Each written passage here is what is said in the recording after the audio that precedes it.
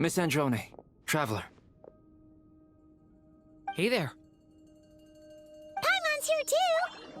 She was just helping them sort through their things. How did your chat go? That was fast. The call only just ended. Well, you said it was urgent, so we got here as quickly as we could. Albedo, I have some alchemy questions for you. I see. Looks like my knowledge proved useful after all.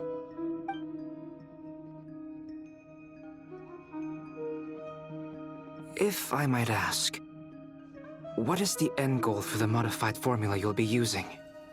I needed to predict the future of the entire world. But I've run into some teething issues since trying to implement Renee's theory of the 4 Orthants. I see. I'll have a look at it. Still, computing power is the real issue here. How do you plan to solve it? About that, it's been sorted. Oh, with the Traveler's help?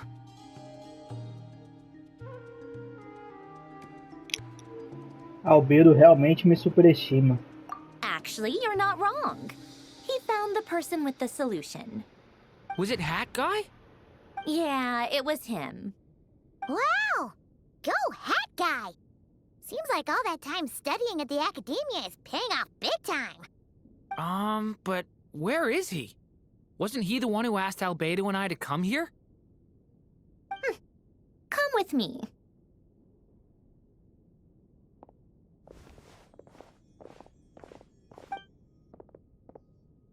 Hat Guy?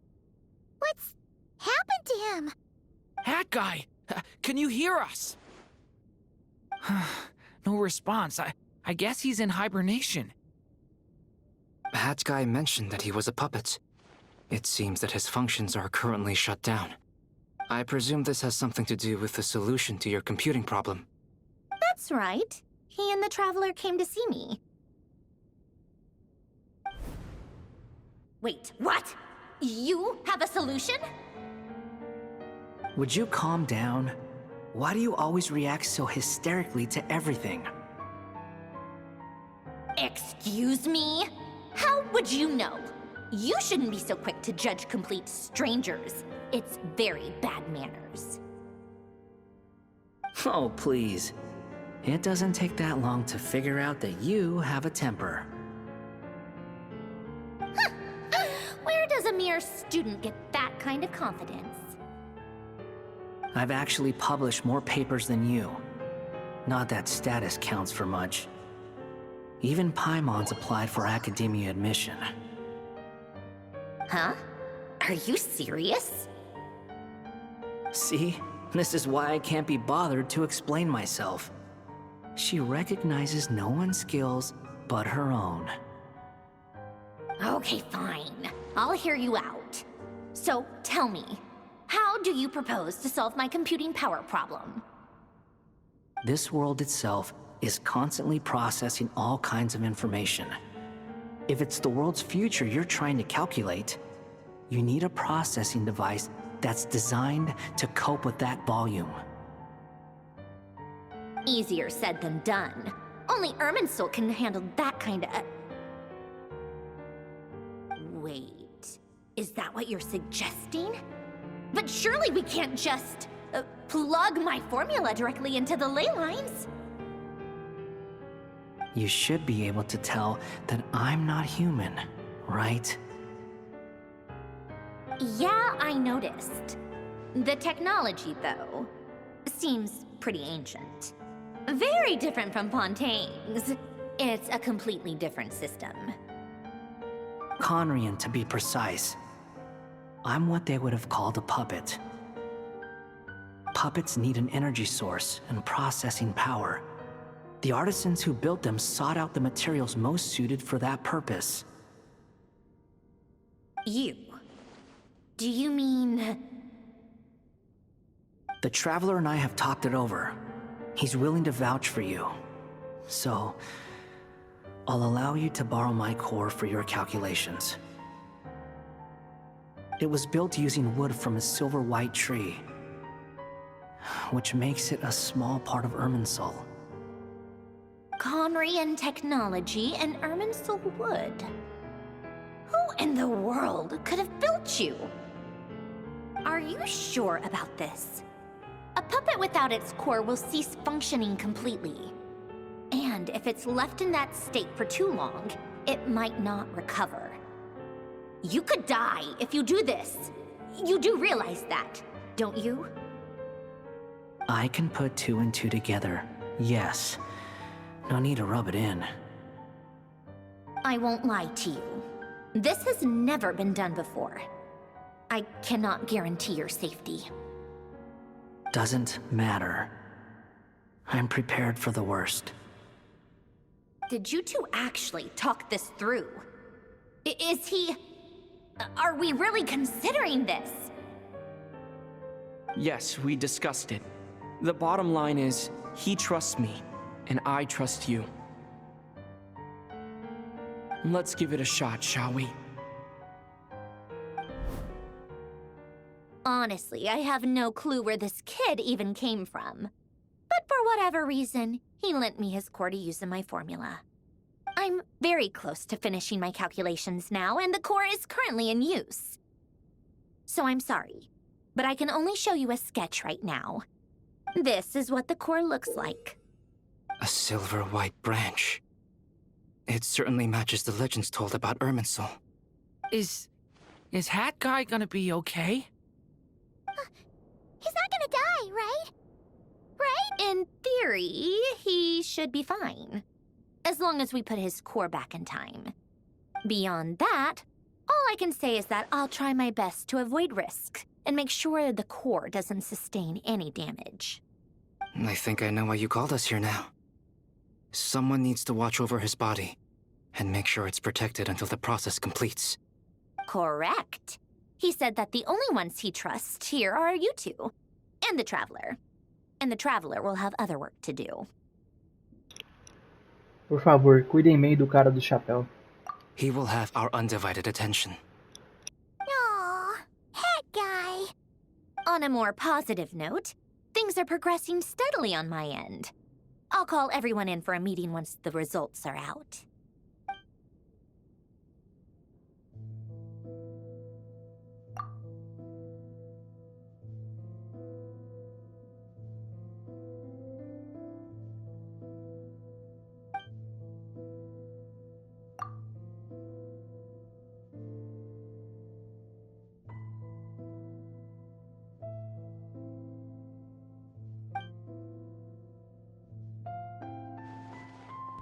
The worst case scenario with the core removal is either a system reset or a total loss of function. But I'm not afraid. A quiet death should have been my fate long ago. A core is completely different from a heart. It's like another vital organ entirely. I never believed it could be a true replacement for what I sought. But in the end, it turns out the core was more useful to me. Pretty funny when you think about it. It's like the punchline of my entire life. Do you think there's any difference between a puppet and a human? If not, then this would just be another samsara. I have already experienced both a past life and a next life. Part of me wonders whether I'm only capable of making this decision because I've become a real human. What's with that expression? Isn't this a good thing? Sandrone will succeed, won't she? She has to. She will. We all have to persevere until this is over. That's right. And I'll protect you all until a moment of victory arrives.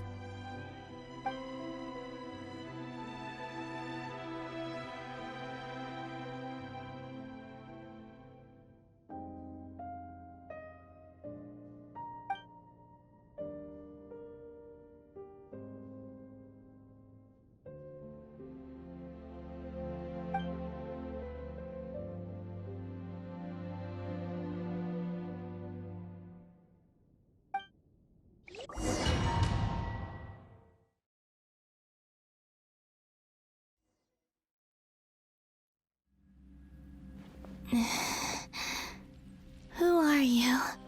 Call me Sonnet. You have the same power as Canon. Sonnet. So, you're the goddess of the iridescent moon? Oh, goodness. You recognize me? Well then, what's your name? Columbina. Columbina Hyposelenia. Hyposelenia? What a lovely name. Did you choose it yourself? It was a joint effort between me and my friends. Friends? You mean your friends in the heavens? Huh? Oh, sorry. You must be exhausted. I apologize. Hang in there. Let me introduce you to my older sisters. Do you mean the other two moon goddesses? Arya and Canon? Wow, you sure know a lot. Hey, does that mean that our story goes on into the future? Oh, I guess that wasn't the best question to ask. It's alright. We were prepared for that possibility. You could say we were too prepared. I can't even remember how long my sisters and I have been here by this point. When did you get here? How long has it been? I can't say for sure, but it feels like it's been forever. I see. Are you feeling alright? You look a little unwell. I can hold out a while longer.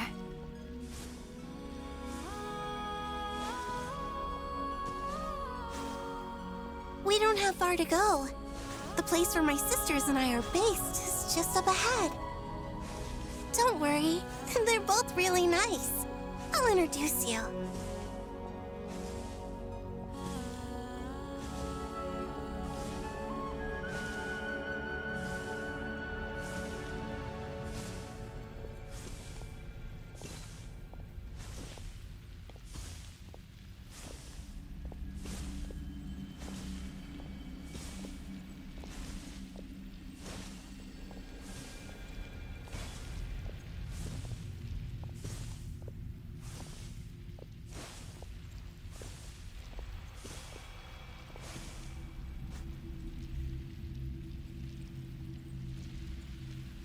Sisters! I'm back!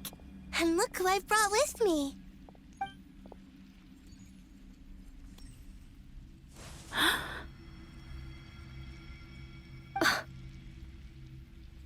It's our lovely little sister, born in the far future. The pleasure is all mine.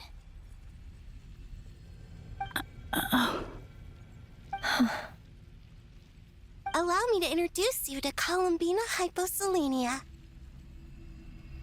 This is Arya, the goddess of the eternal moon.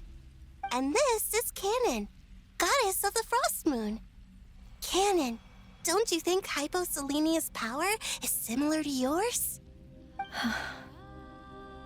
Hello, Columbina. I apologize for our startled reaction just now.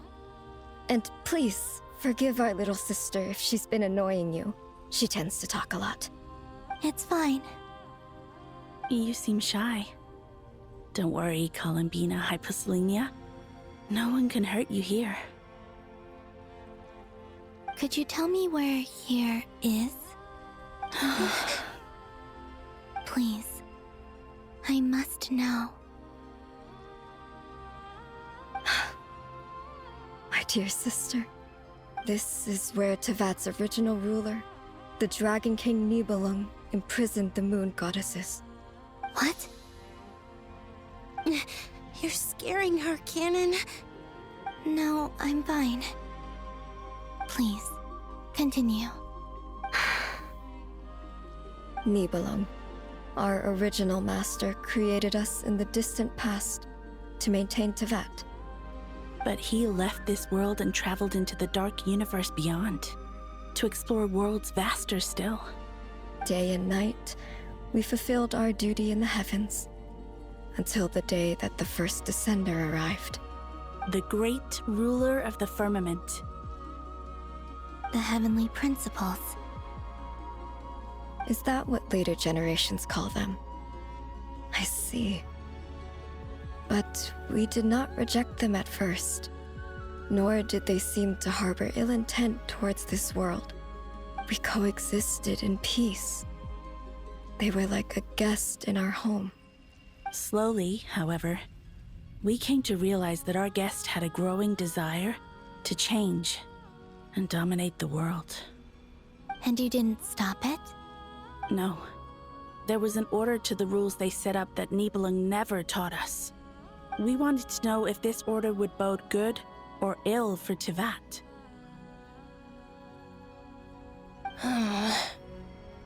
All right. Canon and I wanted to know. Sonnet was against it from the outset. Later, we discovered that this great ruler of the firmament bore an almost paranoid hostility toward the desire of certain life forms to seek power. Or perhaps they feared them. They would even cast down celestial nails as manifestations of their power, to punish the civilizations of the world below. Only this was far beyond mere punishment. Right. Their rules brought order, but the price people paid for merely testing the limits of those rules was far too great. I did everything in my power to help the punished escape catastrophe, but still, too many lives were lost. The ancestors of the Frost Moon Scions were some of the ones you helped. But just when we had decided to take countermeasures, the Dragon King, Nibelung, returned. And so began the War of Funerary Flame. So, that's the name the world gave that war in the future. Well, who won in the end? As far as I know, the Heavenly Principles won, although it came at a great cost. They remained in Tivat, where they continue to rule to this day. And the world's original master, the Dragon King Nibelung, was destroyed. And what of the moons? Are there still 3 moons in Tivat's skies? You can tell us the truth, Columbina. We know we are but remnants of a bygone age. We are prepared for the answer. Only the Frost Moon remains. But it has been cast beyond the false firmament by the Heavenly Principles. The eternal and iridescent moons were both shattered during the war. So death finally came for us in the end. Sonnet. But you're still here, aren't you? A moon goddess cannot live without her moon, Columbina. She's right. That's why I began to disappear. Because the Frost Moon is cut off by the false sky. How much worse it would have been if it were outright destroyed. Our souls may endure within this lunar palace, but if our moons are destroyed, then we shall disappear the moment we depart from it. I'm sorry. There's no need to apologize to us, dear sister. If anything, we owe the world an apology. If only we'd decided to act sooner, rather than arguing amongst ourselves. all the more reason not to spend this time in regret and repentance. Instead, we should focus our efforts on how we might help our future sister. Sorry? Don't you see, Columbina, your story is not yet over. Is that not why you are here?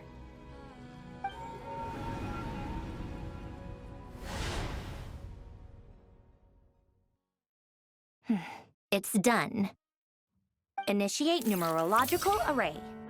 Continue running primary process. Calculate the world's fate through extrapolation. And identify nodes of potential change. Secondary process, scan for moons. Still 4. the number of moon marrows hasn't changed. Wait, let me think. Is it possible that there's something I've been misunderstanding about the moons all along? Variables. Variables in the world. I know where potential variables within the world come from. So what about the moons? Are there any variables there? Like their life or death, for instance. What if being alive or dead makes no difference to a moon? But that's so strange. Even immortal gods can die.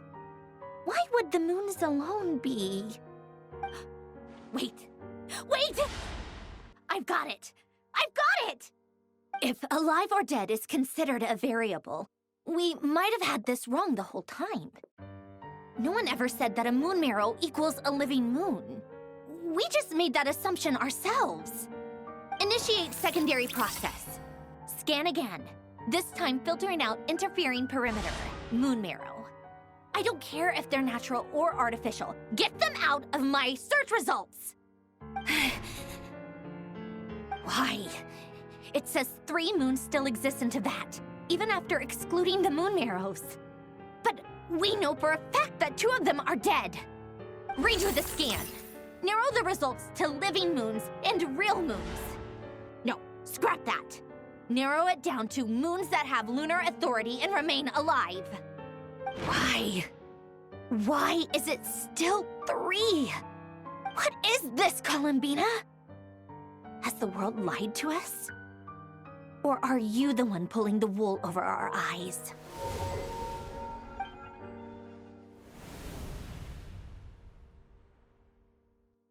So, you think that the moon's reflection might be where Nibelung imprisoned the 3 moon sisters?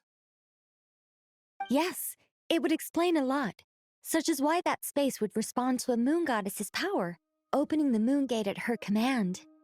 It would also explain why Miss Columbina has been unable to leave, and why time flows in reverse there. In the messages she sent, Columbina promised us she'd find a way to return, but we have no way of knowing how, when, or where this might happen. The fact that she still has yet to reappear in this world indicates that returning from that place is no easy feat. We cannot afford to simply wait for her. So you're saying, if she could return by her own power alone, she would have done so long ago? Yes, she certainly wouldn't leave it to this late stage when it's so touch and go. I've been giving this some thought, and I've come to believe that Luanatar might be an anchor that she left behind, as a sort of future waypoint. This could also explain why Luanatar is always by the traveler's side. Sounds like a plausible theory. If that's the case, there must be some criteria we need to fulfill to allow Columbina to return to the present. The question is, what could they be?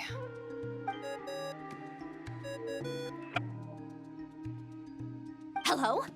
Listen up! This is extremely important!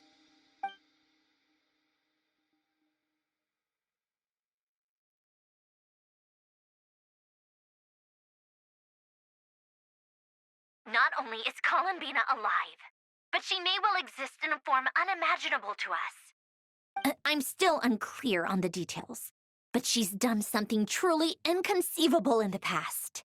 And the clue to what she's done lies in the moon and Teyvat sky. Truly amazing. Oh, I'm so delighted for her. I'm sure we all feel the same. And I'm sure Columbina is ready to get back here and fight by our side. I'll keep my calculations going and try to find some way of coordinating with her. But that's not an excuse for everyone else to slack off, okay? All of you had better keep trying to think of solutions. How can the dead moons still live? And Luanatar...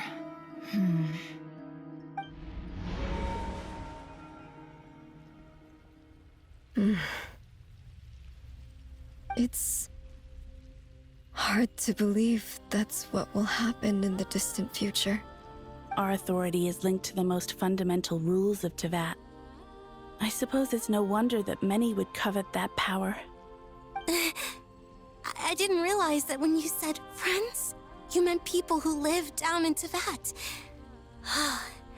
That's so lovely. I always wanted to go down there and have some fun. Have you ever tried leaving this prison? Of course. Between us, we've tried everything. But no matter where we go, this space will eventually bring us back here. It's like the center of a whirlpool. Everything ultimately converges here, at the moment when Nibelung imprisoned us. In that case, have you tried using any of those pathways that connect this space to the real world? Sorry? What are those? They're passages through which you can make small-scale changes to reality by using Kuvaki. Or am I the only one who can use those passages? Because part of my soul remains in reality. Kuvaki. What is that? You don't know? It's a unique kind of elemental energy found only in Nod-Krai, the land from which the moons arose. Oh. Well, it's true that the moons first rose up from the part of Tibet you say is called Nod-Krai. But there is no difference in the elemental energy between there and anywhere else. What? Could you show us some of this Kuvaki? Hyposelenia? Maybe if we see it, it'll make more sense. Okay.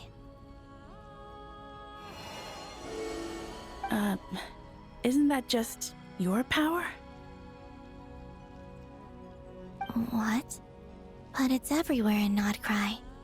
In the air, in the land. Even the creatures who live there have adapted to its influence. How curious. This Kuvaki certainly did not exist anywhere in the world before we were imprisoned. Let alone influence living creatures.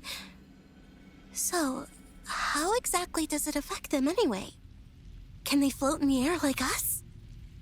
This is so strange. Why would their reality differ so much from mine? Columbina, you're looking for more than just a way out of here, aren't you? Yes. If I am to help my friends, I will need tri-lunar authority on par with that of our foe. You mean... you'll need our power? This sounds extremely risky.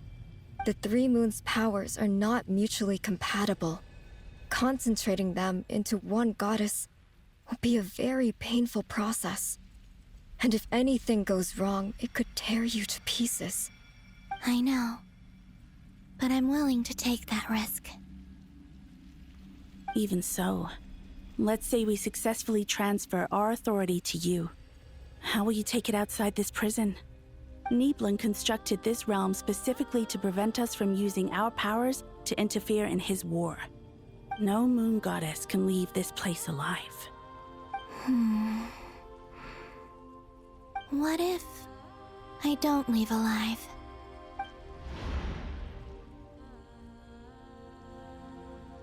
Where do we even start? How are we supposed to figure out what we're meant to do to help Columbina?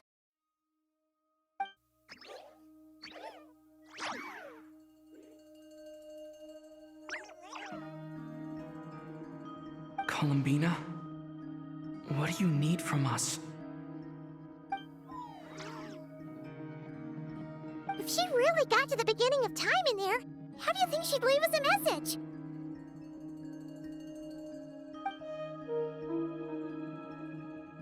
You don't think she'd write it down on a stone tablet somewhere in the hopes that we'd find it, do you?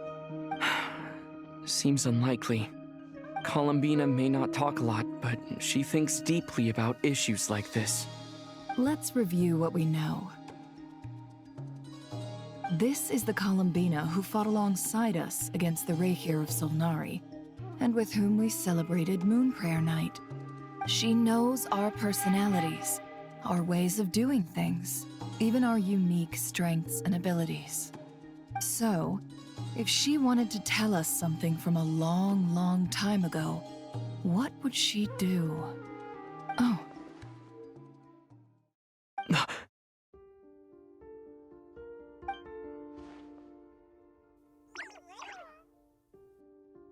Traveler, you once said that those golden ripples also appeared when Luanatar was born.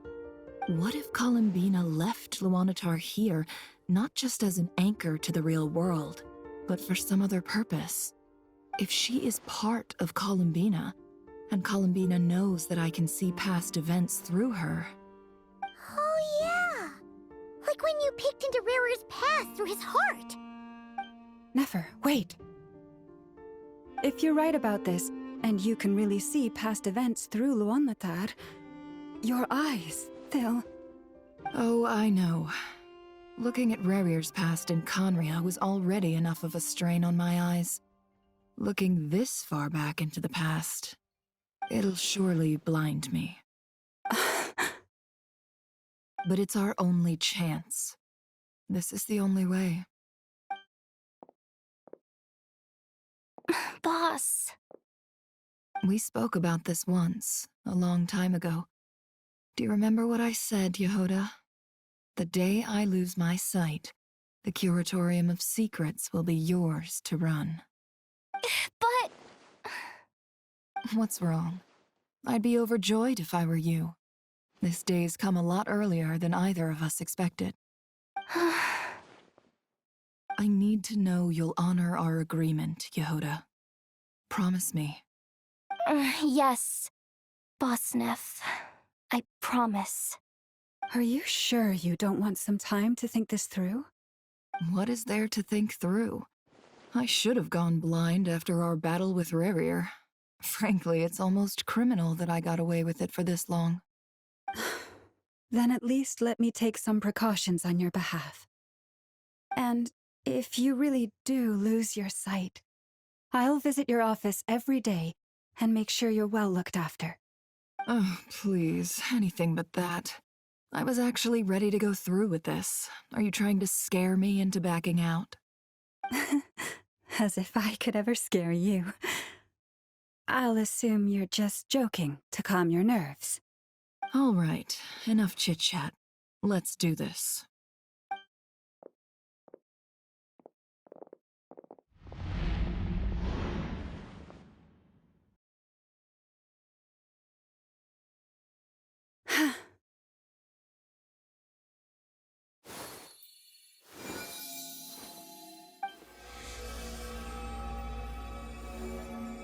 All done. Good. Now give me some space.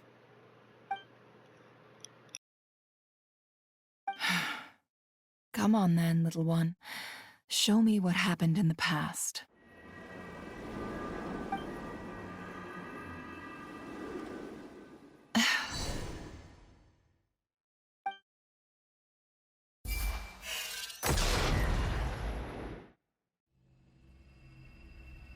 Between the Trilunar Authority, Kuvaki, and the soul-surviving moon, the Frost Moon, I think I might know how to get back.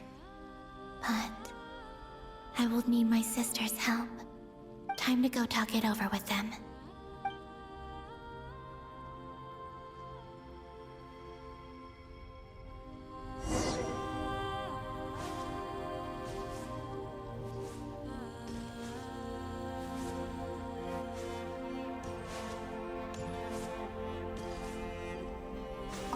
Seems you have reached a decision.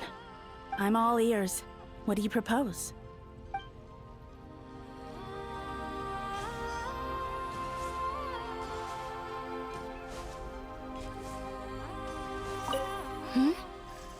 Have you decided what to do?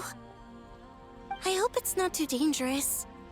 You really scared me when you said that thing about not leaving here alive.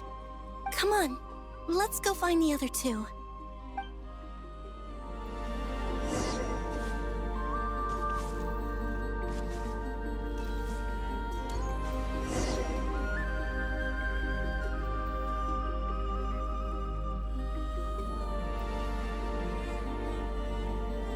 Have you figured it out, Columbina? Tell us. How do you plan to leave this place? I intend to die here, in this moment. and then be reborn in the future with the help of my friends. What? What are you saying? How can the dead be reborn? And how will you inform these future friends of your plans? You can't exactly leave oracles. Nothing can escape this place. Not a single ray of moonlight. And even if you found a way, what if they never find the message you left for them? You'll... No, that won't happen. Come again? They will find my message. I'm sure of it. I'm not following. How exactly will you achieve this? It's quite simple, really. First, I will leave my soul here.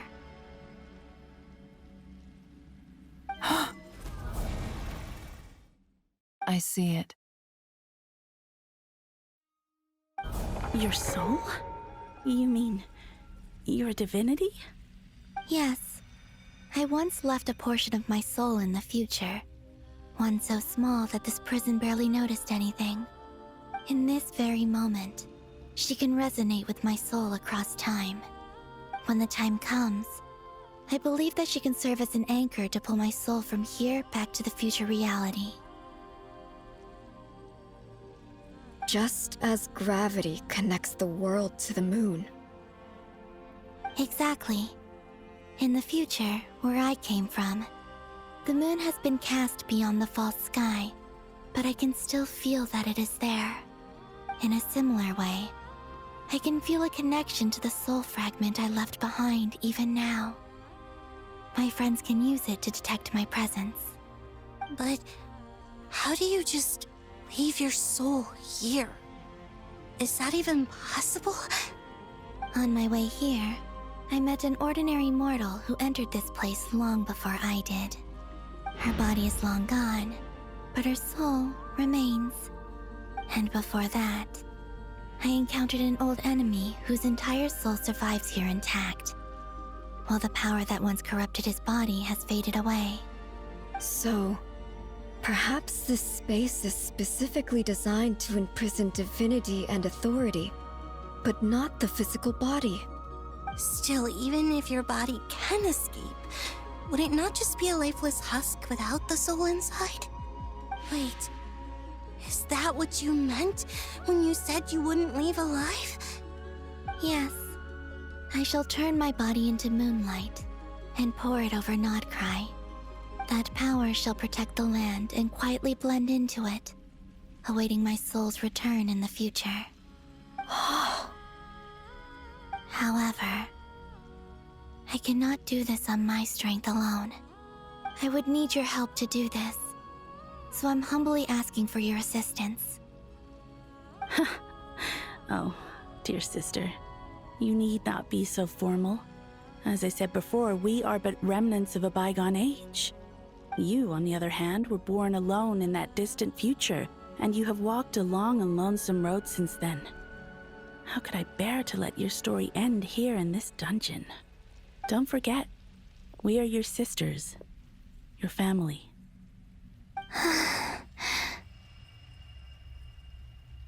Arya's right. Actually, I've always wanted a little sister. Can you imagine how it's been for me? Getting nagged by two older sisters all the time. Now, I finally get to be the big sis. And not just that, but I get to help you return to your world, too. How could I say no to that? Sonnet. Canon?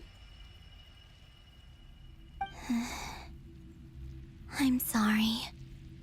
I know this is a bold request. The Frost Moon is rightfully yours, and it remains intact. Oh, no, please, don't misunderstand me, Columbina. I was just thinking back on the years that the three of us once spent together. You cannot imagine how happy I am to hear of the future world you describe. The Frost Moon Scions, your lovely, kindly friends.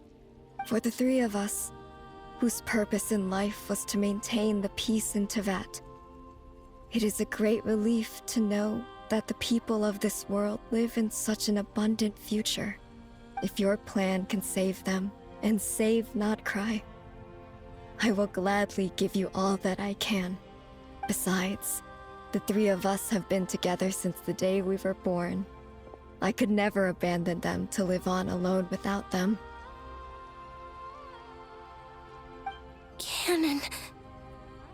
Still, I do have one question I would like to ask you before we proceed. Certainly. What is it? Why do you cover your eyes?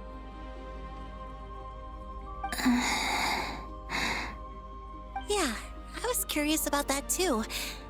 But it seemed personal, so I didn't want to intrude.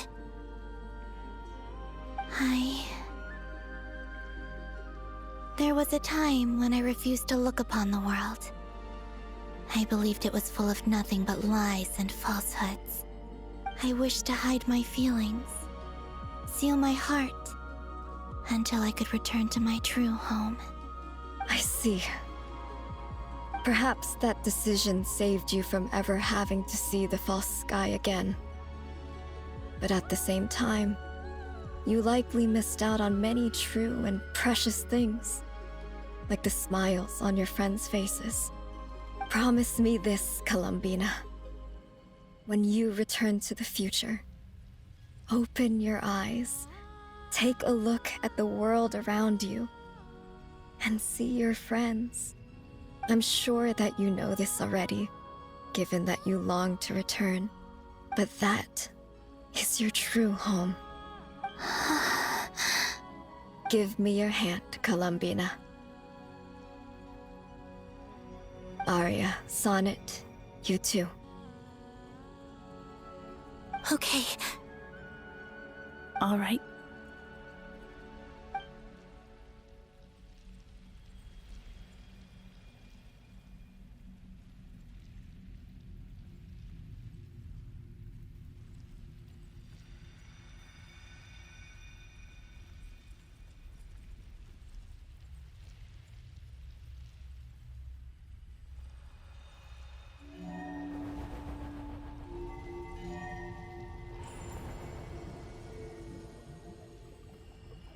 We once were the songs sung for eternity, but now it is you who must continue to sing. We once were the tides in the great river of time, but now we subside, and you arise. We were the messengers of madness and inspiration. But now, the lies have faded, and your truth must endure. We are souls awaiting the sun. You must return to be with those who smile when they see your face.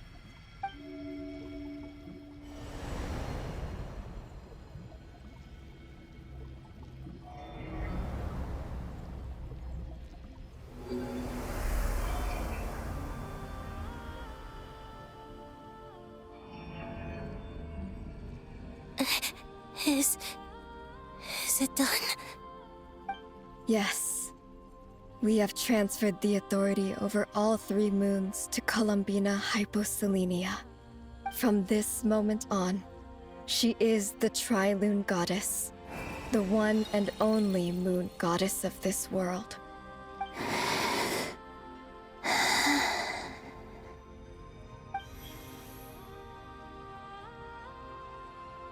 Thank you.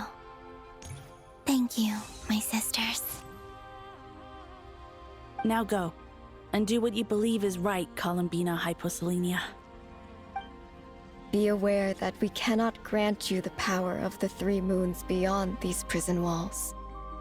The conflict that arose over their remains following our disappearance will still take place. I understand. Sisters, oh, my body. It feels... Now that we have given up our power and authority, our bodies are merely mortal shells. This prison is dissolving them as we speak. It's okay, Sonnet. The end must come for every god, just as it does for every human. That's all this is. The final destination of our lives. Canon and I will be by your side the whole way. We have one final request, Columbina. Could you use the Three Moons' power to send us back into the real world? Now that we have lost our powers, I doubt this space will seek to hold us further. It's just... we would like to spend our final moments together in the only place we ever called home. Of course. Gladly.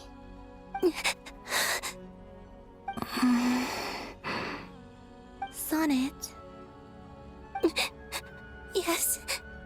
Don't... I wish I could tell her not to give in to the abyss. Not to be afraid. But is this really what I should say at this moment? Don't forget. I'm so glad to have a big sister like you. No, Hypo. Thank you. I'm okay. I'm not afraid. As long as my sisters are with me, I won't be afraid. It looks like this is goodbye, sisters. Goodbye, Columbina. Take care of this world in our stead. I will. And now, it's time for me to bid farewell to my body, too. May it become the moonlight that keeps Nod-Krai company through the long years ahead. So this is why Nod-Krai was not always home to Kuvaki. It only appeared after I poured my body out upon this land, and only this land. Kuvaki responds to me because it is me, my body, answering the call of my soul. And the golden energy I've encountered on my way here was, in fact, that very soul, which I am about to leave here to guide me. O power Trilune, eternal moonlight. I, Columbina Hyposelenia, lay aside my body. Let it be cast into the dark night to illuminate the future. May it be a companion to all who dwell beneath the moon.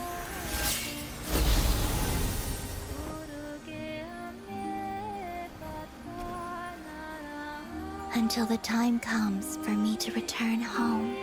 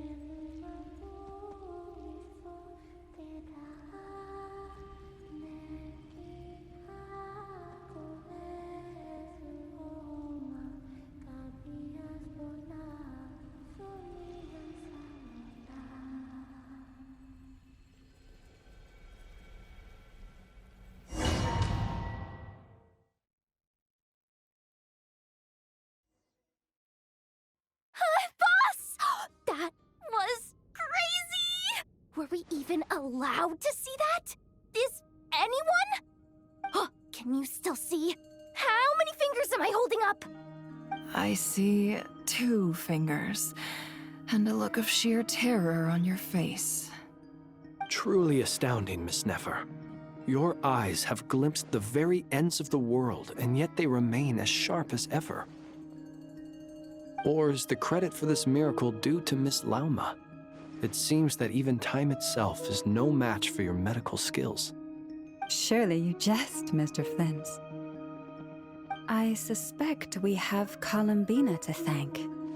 She must have realized the immense toll that the ritual would take and purposely set aside some of her power in the past to protect Nefer's eyes when this moment arrived. There is always a great price to pay for witnessing the truth, but it seems that this time, Columbina has shouldered that burden on our behalf. She chose the perfect method of getting a message to us. Though her eyes were always shut, she was clearly so perceptive. She knows us well. She knew exactly how we would think and what we would try. Despite being separated by time and space, we're seeing the same possibilities and seizing the same opportunities. We still don't even know if she's okay right now. But as long as there's a chance we can do something, we'll fight to make it happen. We'll get you back somehow, Columbina.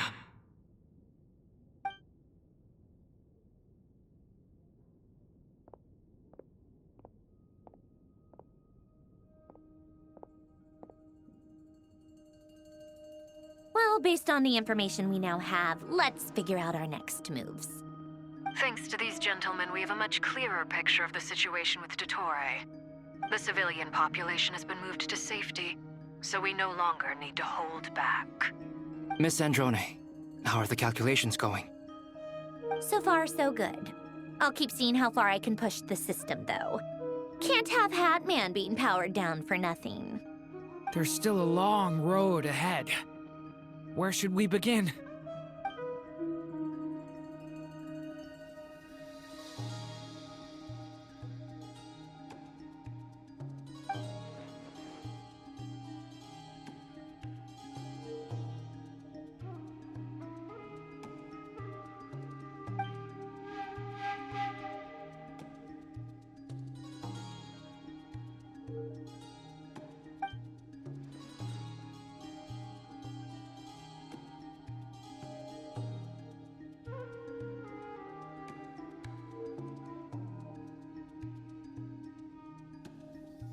Our plan is clear.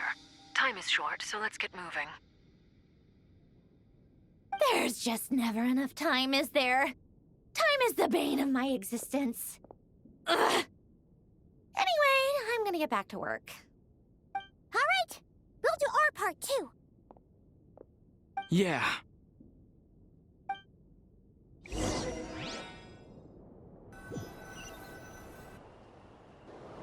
Albedo's theory says that elemental energy can dilute the light realm's power, but I'm no expert in building elemental defenses. Sounds like something out of the advanced elemental theory section of the library. Whew. You seem quite troubled. Well, yeah. I mean, who doesn't get a little flustered when they're completely out of their depth? You were the very picture of confidence back when you approached the Hexen Circle. Yeah, I could have been faking it through that whole meeting for all you know. Who's to say I'm not just a ball of nerves in a charming and gregarious package? Oh gosh, really? I'm so sorry, I had no idea. Well, you're all the braver for it. Still, I was much more in my comfort zone than I am here. At least in Mondstadt, you can cry for help from a cliff top and actually stand a chance of summoning Barbados himself. Things have never looked bleaker than they do now. If we don't pull this off, Tevet's doomed, isn't it? Oh, you think so? Actually, yes. Yes, it probably is. It's a shame. Don't put too much pressure on yourself. Tevat has faced annihilation many times in the past, but it also gave us you, didn't it? Hey, don't give me that. It's not like I'm anyone special. I disagree. Every human born in this world is special. We angels have always believed that. In that case, this humble human being has a big favor to ask of you. I thought you might say that. I'm sure Alice, in her great wisdom, sent you here precisely to help us in this difficult time, yes? Well, that has less to do with her wisdom and more to do with my power. Of course, of course. Well, the thing is, these elemental defenses we're about to build, I don't think it's a question of if they'll fail, but when. Durin's findings from his patrols make it clear that Dottore is constantly expanding his territory. First it was his lab, then the design bureau, and now this. It's not realistic to completely stop him encroaching on the rest of Nod-Krai. Rather, our goal should be to stall him for as long as possible. If Miss Sandroni's calculations are correct, well, they're the closest thing to certainty we have in this situation, so let's assume they are. Anyway, her calculations suggest that our best hope for victory lies in Miss Columbina's return. It's up to us to slow Dottore's advance and buy time for her to make a return. Are you asking me to help you with building the defenses? No. I'd like you to prepare for what comes next. When he eventually reaches us, we will have to fight him. You were an angel once and a mage now. I'm asking you to lend us your protection. Oh. Can I take it that you're triggering the terms you fought for during our three-way talks? Well, technically those terms were about protecting Mondstadt. But if you're happy to agree to the change in location, then yes, let's do that. You're cashing in on this much sooner than I'd imagined. Well, yeah. The way things are going, I might not get another chance. Very well. The mages have heard the knight's plea, and we will respond. To tell the truth, Alice and I had already discussed how we might help you all, so I didn't come empty-handed. I always like to be prepared.